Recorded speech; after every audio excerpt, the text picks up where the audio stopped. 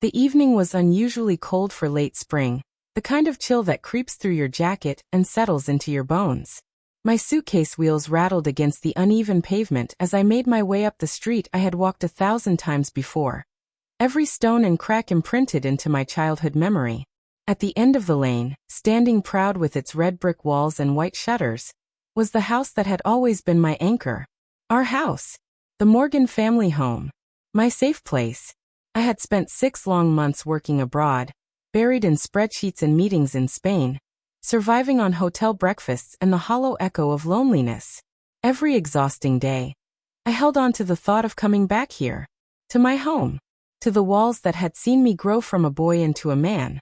As I reached the front gate, my chest tightened with something close to relief. But the moment I stepped onto the porch and knocked on the familiar oak door, the world shifted. The door creaked open and there she was, my sister Claire. For years, her face had been a comfort, her green eyes and auburn hair mirroring our late mother's features. But tonight, her expression was nothing like the sister I remembered. Her lips curled upward, but it wasn't a smile. It was a smirk, sharp and cold, like she was savoring some private victory. "James," she said, her voice flat, laced with disdain. "What are you doing here?" I blinked, caught off guard by her tone. "What do you mean? What am I doing here?" "I live here, Claire. I'm home." The smirk widened, and something in her eyes glittered with cruelty. "Not anymore. You don't live here, James. You don't have a home here at all." Her words were like a slap across my face. For a moment, I thought I had misheard. I forced out a laugh, awkward and strained. "Very funny. I've been on a plane for 12 hours. I'm jet-lagged, Claire. Stop messing around and let me in." But she didn't move aside. She leaned against the doorframe, her arms crossed. "I'm not joking. You're not welcome here. This house belongs to me now. You left, James. You walked away. You don't get to waltz back in as if nothing's changed." My breath caught in my throat. "What are you talking about? Mum and Dad left this house to both of us. That was the agreement. We were supposed to share it." She shook her head slowly, as though she were explaining something obvious to a stubborn child. "Things change. While you were off living your fancy life abroad, I stayed. I looked after this place. I kept the lights on, paid the bills, took care of everything. It's mine now." Anger flared inside me. "You can't just decide that. This is still my home. Our home." Without another word, she slammed the door in my face. The sound echoed in my ears like a gunshot.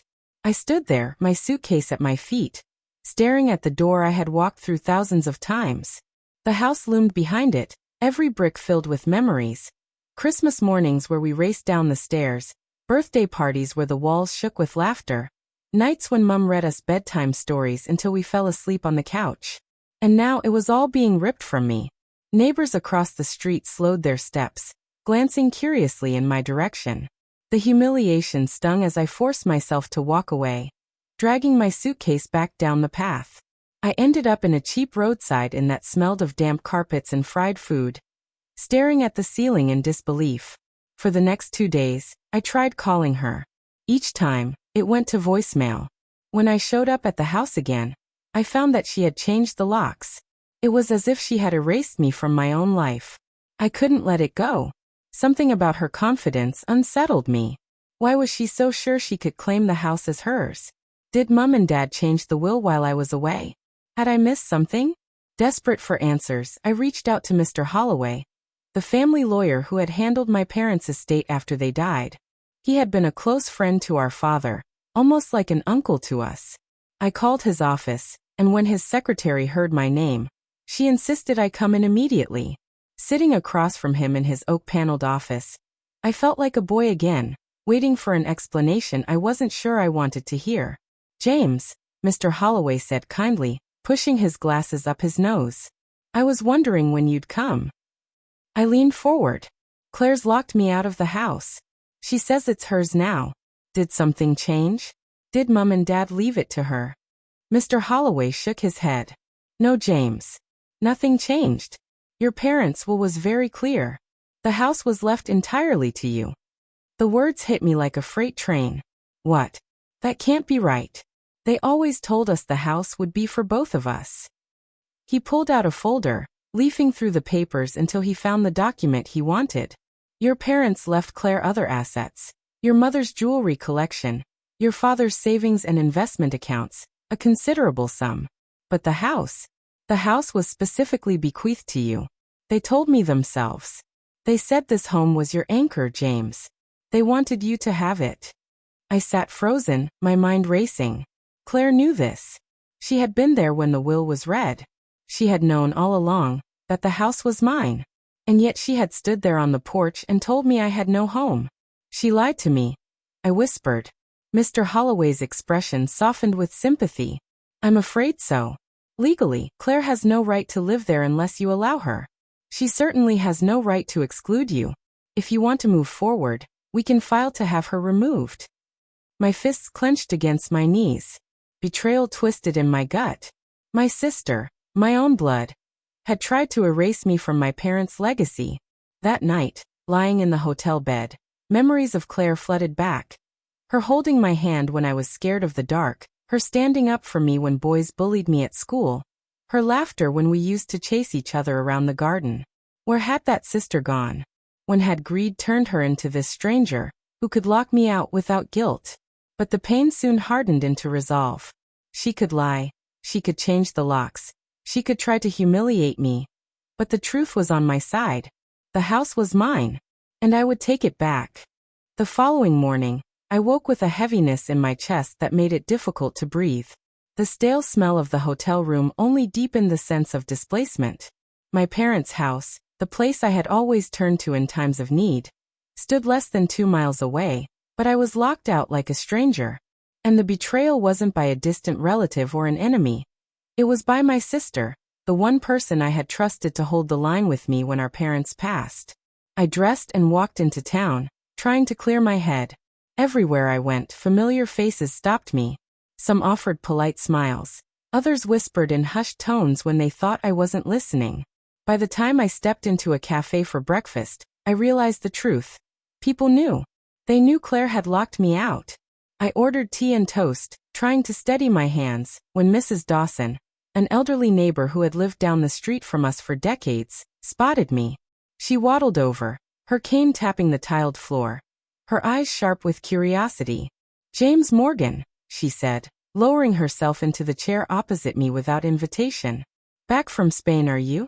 "Yes, ma'am," I said politely. Her lips pursed. "I heard your sister say you wouldn't be coming back. That you'd," how did she put it? "Oh yes, moved on to better things abroad." The toast turned to ash in my mouth. "She said that." Mrs. Dawson nodded knowingly. "She's been telling people the house is hers now. I thought it odd, considering your parents' wishes. Your father used to say, 'This house will always be James's anchor.'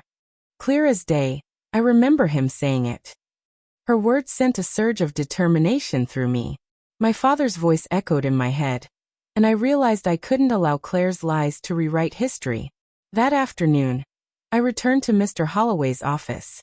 This time, my jaw was set with resolve. "I want to proceed," I told him. "File whatever needs to be filed. Claire's had her chance to do the right thing." He nodded, sliding papers across the desk. "We'll serve her with legal notice. She won't be able to contest it. The law is on your side." But the legal process would take time, and something in me burned for a more immediate confrontation. I needed Claire to look me in the eye and hear that I knew the truth. The sky was bruised with clouds when I walked up to the house again that evening. This time, I didn't knock. I rang the bell firmly, holding my ground. After a long pause, the door opened just enough for Claire's face to appear. Her hair was a mess, and there was a flicker of unease in her eyes. "You again," she said sharply. "I told you." "Stop," I interrupted, my voice steady. "You don't need to lie anymore. I know the truth, Claire. The house isn't yours. It never was. Mum and Dad left it to me. I've seen the will. Mr. Holloway showed me." Her face drained of color. For the first time, she didn't look smug, she looked caught. But then she recovered, lifting her chin defiantly. "So what if they did? You left, James. You weren't here when it mattered. I kept this house alive. I paid the bills, I kept the roof from caving in. I deserve it more than you. I stared at her, disbelief coursing through me. Deserve it? You had their savings, their investments, their jewelry. You had plenty, Claire. But this house, this was never about money. It was about family. And instead of sharing it, you chose to lock me out. Her voice cracked, but her words were laced with venom. I needed it, James. Don't you get it? You've always had opportunities, jobs, travel, people who believed in you. I had nothing. This house was all I had left. I couldn't stand the thought of it belonging to you and not me. Her confession hit me like a punch. Beneath the bitterness, there was something raw, almost desperate. For a moment, I glimpsed the sister I used to know. The one who had protected me. The one who had cried at our parents' funeral, clutching my hand so tightly it hurt. But the moment passed, replaced by the hard mask of greed. I took a deep breath. You could have stayed here, Claire. You could have shared it with me. I would never have turned you out. But you made a choice when you locked that door in my face. And now I'm making mine. The law will take care of this. You won't win. I turned to leave, and for once she didn't stop me. That night, as I sat in the hotel room, my phone buzzed. It was a text from Claire. You're making a mistake, James. If you push this, you'll regret it. The message chilled me. Was it a threat? Or just her desperation speaking? I didn't reply. But deep down, I knew this battle had only just begun. The legal notice was served 3 days later. Mr. Holloway assured me it was airtight. Claire had no legal claim. But when she received it, she retaliated. Not with compliance, but with fury. I learned from another neighbor, Mrs. Dawson again, that Claire had been telling everyone I was trying to steal her home. That I had abandoned her for years and swooped back only to throw her out. She painted herself as the victim, the loyal daughter who had cared for the house while I lived a life of luxury. The lies spread quickly. At the corner shop, I overheard whispers. Poor Claire, after all she's done for that house, another voice muttered. James always was selfish. It was maddening. She wasn't just trying to take my house. She was rewriting my character, poisoning the very town I grew up in against me. When I told Mr. Holloway, he frowned. She's trying to sway public sympathy. But legally it won't matter. But it mattered to me. Every look, every whisper, cut into me like a blade. One evening, unable to bear it any longer, I decided to take a walk by the house, to remind myself why I was fighting. As I stood on the opposite pavement, I saw lights flickering through the living room window. I could almost picture Mum knitting in her chair, Dad reading his newspaper, the faint smell of his pipe tobacco in the air. But instead of comfort, a wave of grief washed over me. Then I saw something that stopped me cold. Claire wasn't alone. Through the window, I spotted a man, tall, broad-shouldered, sitting comfortably on the sofa. They laughed together, glasses of wine in hand, as though it were their home. My stomach twisted. Who was he? Why was he in my house? The realization hit me like a thunderclap. This wasn't just about greed. Claire was preparing to share the house. With someone else. Maybe even sell it behind my back. And in that moment, I swore to myself, she could lie, she could twist the truth, but she would not take this house from me. Not now, not ever. The sight of the man in the living room gnawed at me for days. Each time I closed my eyes, I saw him, leaning back comfortably on the sofa where my father once read the newspaper, laughing with Claire as if he belonged there. The betrayal burned deeper than ever. It wasn't just that Claire had locked me out. She was letting strangers occupy the one place our parents had entrusted to me. The next evening, I couldn't resist. I returned to the street and lingered near the corner, far enough to avoid drawing attention, close enough to see the movements inside. The same man appeared again. This time, he stood beside Claire in the kitchen, his hand brushing against hers casually as she poured wine. The familiarity between them was undeniable.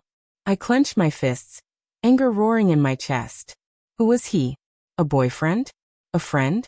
Or worse, someone she planned to sell the house to? I needed answers. The following morning, I paid a visit to Mrs. Dawson again. She was watering her garden, her straw hat tipped low against the sun. When she saw me, she gave me that look again. The look neighbors give when they want to gossip but pretend they're reluctant. Good morning, Mrs. Dawson, I greeted, forcing a polite smile. "Good morning, James," she said, lowering her watering can. "I see you've been watching the house." I swallowed hard. I couldn't help but notice Claire has company. "Do you know who he is?" Her eyes twinkled with something between pity and scandal. "That's Daniel Carter. He's been around for months now. Some people say he's her boyfriend. Others think he's more than that."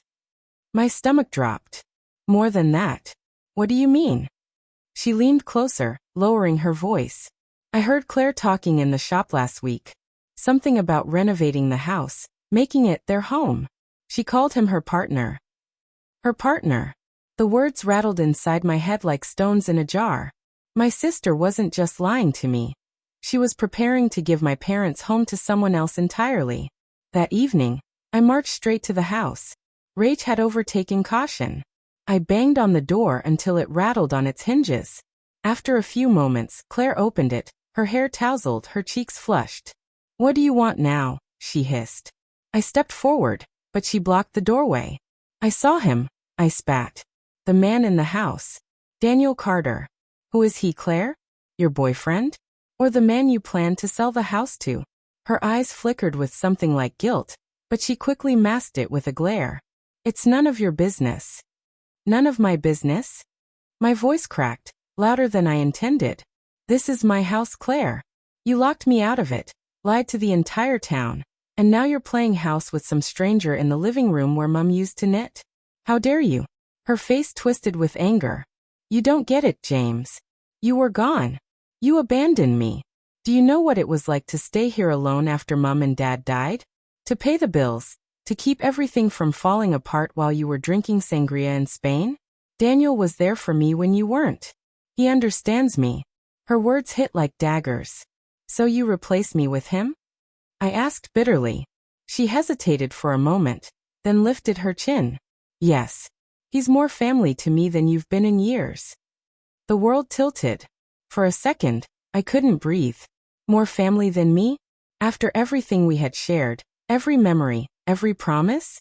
I took a deep breath, forcing my voice steady. "Enjoy it while it lasts, Claire. Because soon, neither of you will be living here. The law's on my side. This house is mine, and I will take it back." Her smirk returned. The same cruel smirk she wore the first night I came home. "We'll see about that." And with that, she shut the door in my face again. The humiliation was unbearable, but it fueled me. I doubled down on my meetings with Mr. Holloway, ensuring every legal detail was airtight. We gathered bank statements, records of the will, proof that I had been the sole beneficiary of the house. The case was ironclad. But the emotional battle raged on. Everywhere I went, people repeated Claire's lies. At the post office, I overheard someone mutter, "Poor Claire, after all she's done, and her brothers throwing her out." At the pub, an old schoolmate confronted me outright. "James, what the hell are you doing to your sister? She's telling everyone you're trying to make her homeless." I clenched my jaw. She's the one who made me homeless.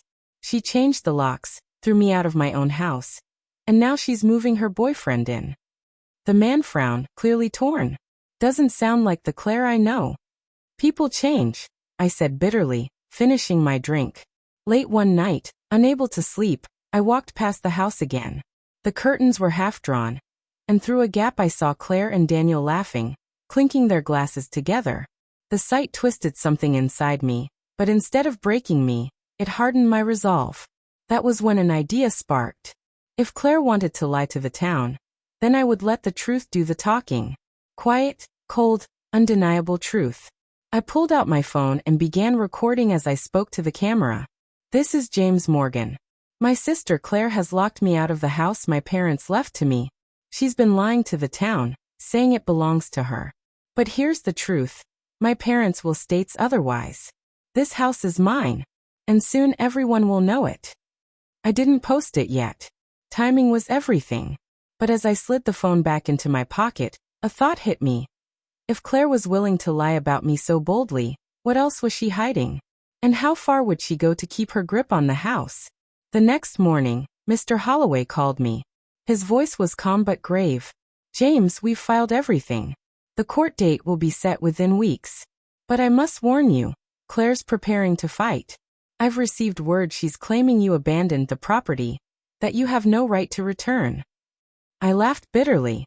She'll say anything to keep it, won't she? Yes, Mr. Holloway said. But don't underestimate desperation.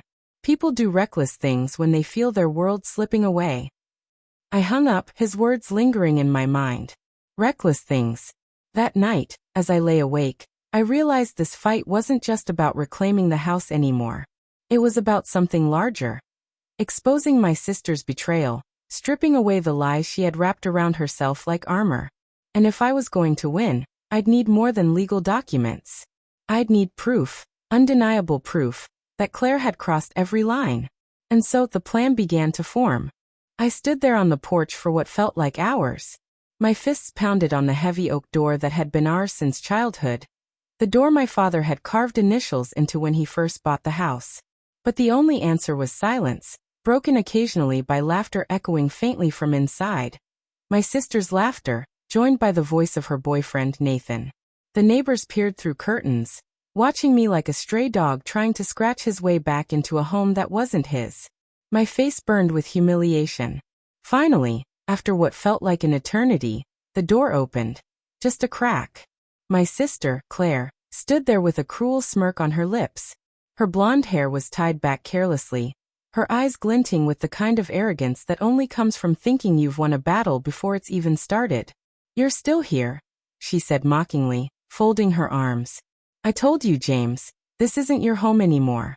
You can't just barge in like you own the place. My fists clenched. Claire, this is my home. Dad left it to both of us. You can't just throw me out. Oh, can't I? She widened the door enough to lean against it casually, like she had all the time in the world. Face it, James. You left. You ran off chasing some career in another city while I stayed. I took care of the house, paid the bills, looked after Mom when she was sick. And you think you can just waltz back and take half of it? Her words were sharp knives, but I bit back my anger. That's not fair. I sent money every month. I called, I visited when I could. Don't act like I abandoned anyone. She scoffed. Spare me the guilt trip. The house is mine now. I changed the locks for a reason. And with that, she slammed the door in my face. I walked away that night with nowhere to go but a cheap motel across town. I lay awake staring at the cracked ceiling, my thoughts racing. My sister had always been manipulative, but this was cruel beyond measure. But something didn't sit right. The way she said, I changed the locks for a reason. What reason? The next morning, I went to the county clerk's office. If Claire wanted to play games, I would find out exactly what she'd done. The clerk, a middle-aged woman with glasses hanging off her nose, tapped on the computer keyboard as I slid Dad's death certificate across the counter. I'm here to check property records for 118 Oakwood Lane, I said, trying to keep my voice steady. She squinted at the screen. 118 Oakwood Lane, let's see. Oh. She raised her eyebrows. Interesting. My heart thudded. What is it? Well, she said slowly, turning the screen toward me. The property is listed under a single name. Yours actually. James Whitmore. I froze. Mine? Just mine. She nodded. Yes. Looks like your father transferred the deed directly to you about 6 months before he passed. Your sister's name isn't on it at all. I gripped the counter to keep from swaying. All this time, Claire had been screaming that the house was hers, that I had no home. When in reality, she was the one squatting in my home. When I left the clerk's office, my blood boiled with a mixture of rage and determination. Claire thought she had outsmarted me. She thought changing the locks gave her power. But the law was on my side. I drove straight back to Oakwood Lane. She was in the garden with Nathan, sipping coffee like royalty in stolen territory. I marched up the path. Claire spotted me and groaned. Oh, not this again. Didn't I make it clear last night? Crystal clear, I said coldly, pulling the folded document from my jacket pocket. But here's something even clearer. Dad left the house to me. Solely. Your name isn't anywhere on it. Her smug smile faltered, but she recovered quickly. That's a lie. Really? I handed her the certified copy I'd picked up. Her eyes flicked over the legal text, and for the first time, I saw genuine fear crack through her mask. Nathan leaned in, frowning. Claire, is this real? She snapped at him. Shut up. He's bluffing. But I wasn't. At that moment, I could have thrown them out then and there. I had every legal right. But something inside me wanted more than just reclaiming the house. I wanted her to feel the sting of betrayal. The same way she had made me feel when she locked me out of the only home we'd ever known. So I smiled. You're right, Claire. Maybe I am bluffing. Maybe I'm not. But one thing's for sure. You'll find out soon enough. And I walked away, leaving her clutching the deed copy with trembling hands. That night, I began planning. I contacted an attorney, explained the situation, and he confirmed what I already knew. The house was mine, free and clear. Claire had no claim. Evicting her was a matter of paperwork and patience. But revenge required more than paperwork. I started quietly gathering evidence of her behavior. The way she'd rented out part of the house without telling me.